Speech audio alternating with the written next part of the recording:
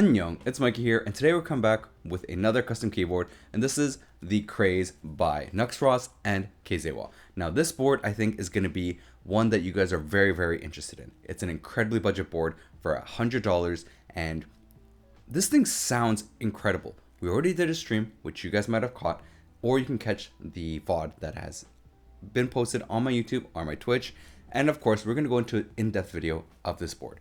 This thing's going to be really cool. Now, I do have to return the keyboard. Of course, I'm not going to be able to keep this one, so just keep in mind, this is my thoughts on this board. I'll even show you guys kind of what my configuration would be and my thoughts around it because of things that I've tried with this board and the sound test. So let's go straight into the unboxing, but please make sure to like and subscribe. So let me introduce you to the Kraze that's created by Kezewa and Nuxros. Now, I do have to thank Toro for sending me this out, because Toro Studio actually helps manage this, so they did send me this whole thing out, and it's actually really cool. I really want to try this one. One thing I noticed was that the PCB they sent with the Kraze was actually the SW65 PCB. So I was really curious about it, but obviously the PCB that you're going to get with this board when you do order it is going to be different than this one. Now, they did send me a ton of different plates, so we're going to actually have to do a sound test on obviously every single plate and give you guys a different variation so that you can really hear what it will sound like and hopefully choose the plate that you are looking for the most. The plate prices though for this board is probably not going to be that high. In general, this is going to be a very budget custom board that you can purchase. So this is the aluminum case, and the case itself, quality wise, actually feels quite nice. Now, do I feel like it's at the quality of, say, higher priced boards? No. But for what you're paying for it, I think it's actually quite nice and quite well done overall. It is the EC kit. Now, this board, you can actually get a EC kit with this thing for a very affordable price for an EC board. Very impressive for sure. This board is going to be one that you can really try many things. So if it's your first time wanting to try HE, it's first time EC, or if you just want to join the custom hobby, this is going to be a board that I think is going to interest a lot of different people. So just so you know, it's going to be the Venom HG PCB. This one's going to be the Metapulse kit. So you're going to have the Metapulse EC kit for if you choose the EC. And then there's going to be the choice, obviously, of the MX PCB, soldered or hot swap. So as some of you know, I actually do stream on Fridays. Now, this is where I actually built it on stream first. And as you can see, the first thing I did was set up the feet. Now, the feet, the bump-ons, are going to be a little bit on the smaller side compared to, say, some other boards, which we'll go into a bit later. Now, in terms of the screws, they're actually hidden underneath the bump-ons, which I think is very well done. It's a very interesting design, and I actually like how the screws are technically hidden. Now, the plate itself, so as you can see, as I remove the back weight, that is just an aluminum weight, and then there's the foams inside that covers the battery portion, or you can purchase SS battery weights that can go inside there. Now, the thing we want to look at with this weight itself is the fact that there is going to be machine marks on the Alu weight, so you can really see here up close like how it's machined, and the back is designed with that specific machining. Now, I do like how the back machining weight is there because this board is very simple and it does add a little bit of flair. Now, you can see here that the back weight is 1.9 millimeters for the Alu weight. It is quite thin when you think about it, because a plate is usually about 1.6 millimeters and it's only 0.3 millimeters thicker. Now, you can really see how the cable is quite thin there. So that was one of my things that I pointed out, that I wasn't a big fan of how thin the actual connecting cable is. It's not a big deal. I understand the reason behind it, right? Nuxros actually came to the stream and mentioned it was very specific, so that doesn't, touch anything, affect anything, and it can really keep a low profile in the case. It's just, I personally didn't like it as much because of how small it is. Now, it's with PCB snaps, so it's very easy to build, like the EC kit that comes with it. If you get the pre-built EC kit, all you have to do is put the PCB snaps on there, just like how I did, where the positionings are. So it's going to position 3 at the top, 3 at the bottom, and it's going to be easy to put together, as you can see. Now, with the EC kit, in terms of the PCB snaps, it's a little bit more difficult compared to the MX side, which we'll look into later, but you can really see that it's supposed to be a very simple build. Like, you just push it in and it's all done. Now, one thing to really point out is that I personally suggest the RS domes over the BS domes, but it's going to be your personal preference. The RS is going to be more closed off, BS is going to be open, and the sound kind of changed from there with the RS being a bit deeper. Go check out my EC kit build video, which you can actually see more ideas. All right, let's hear it out.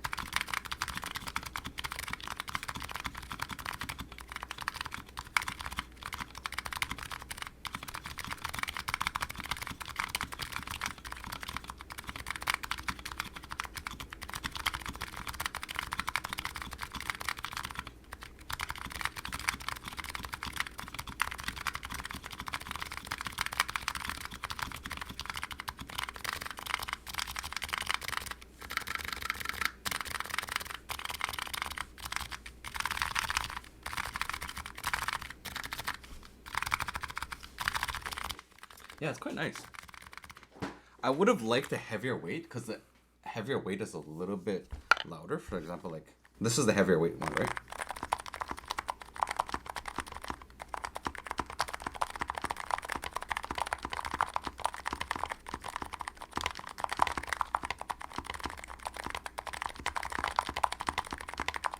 Because this is the RS Domes.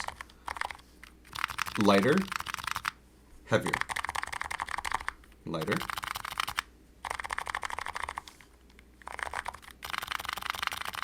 Yes, the keytalks are going to be thinner, but it's not even just about the keycap too. It's specifically because of like also like the tactile bump is super light on this one.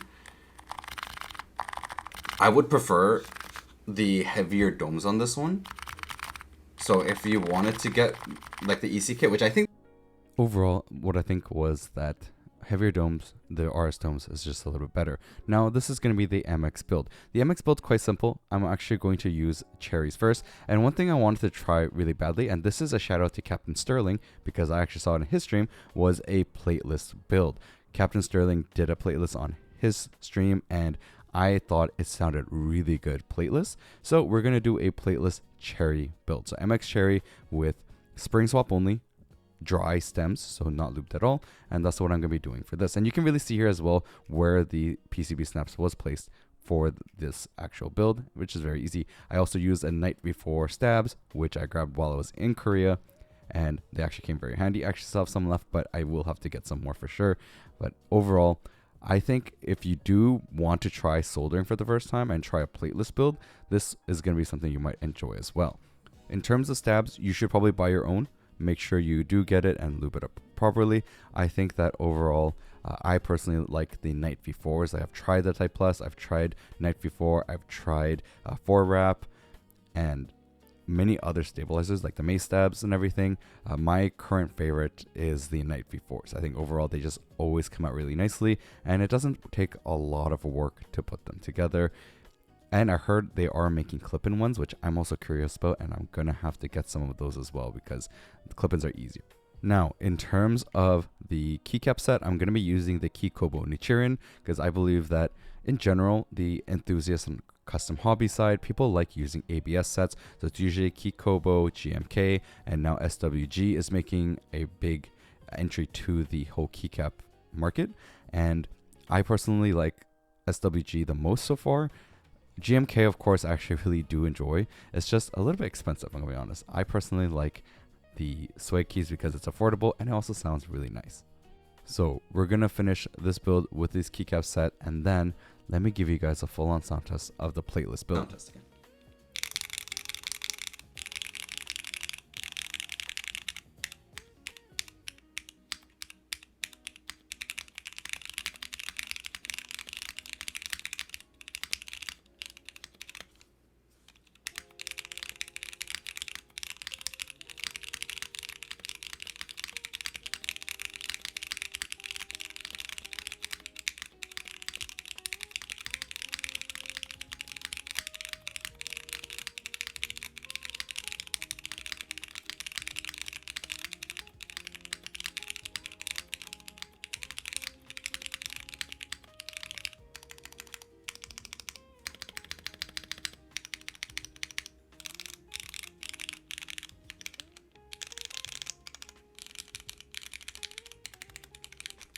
So we did the build and everything. You guys would have saw it was from the stream.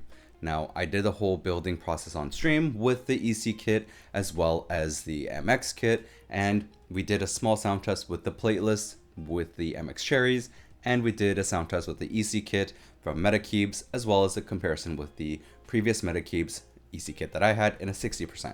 This is a 65%, so it's gonna be a little bit different, but overall, my opinion is, in terms of the Metapulse kits, I really like the RS domes.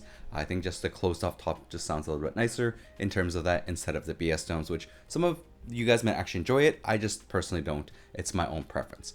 Now, what are my thoughts in terms of the building process? It's a very easy build. Honestly, like very simple, right? If you get the hot swap kit, right, you just have to put in the switches, which was super easy, put on the plate, everything, the stabilizers. Of course, you don't get stabilizers, so make sure you actually pick up your own. I used the Night V4s in mine. In terms of the build and sound, we're gonna have to do, of course, full on sound test with this board.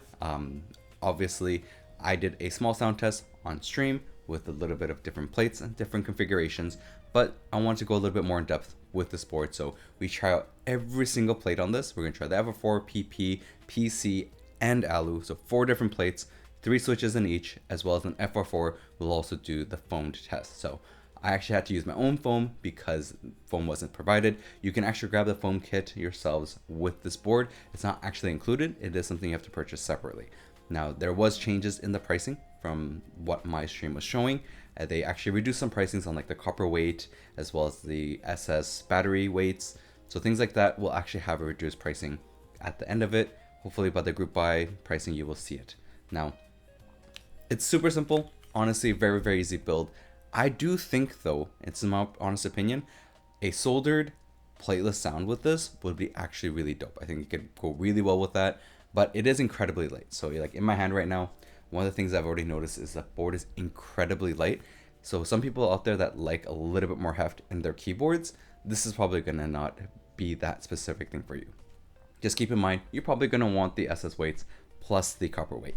You'll get a much heftier board out of it once you get those pieces with this board. So just my honest opinion after building it, things that I'd noticed, I would say you might want to grab those things just to make this board a little bit more towards what you're looking for. Now let's go into the sound test, hear what it's like, give you guys the whole website and the spiel of the configurations you can do, and then give you my final thoughts. So let's get into that.